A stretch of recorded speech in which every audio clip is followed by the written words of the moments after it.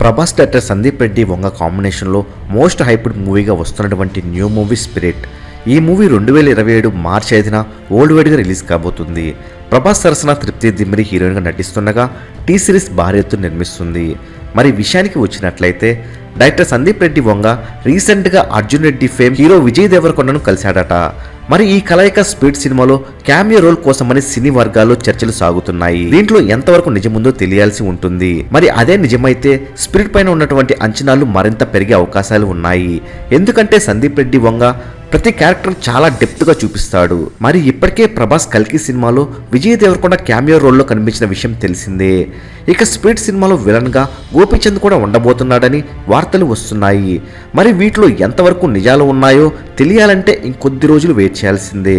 అయితే స్పీడ్ సినిమాలో విజయ్ దేవరకొండ యాక్ట్ చేస్తే బాగుంటుందా లేకుంటే బాగుంటుందా మీరేమనుకుంటున్నారో కామెంట్ రూపంలో తెలియచేయండి.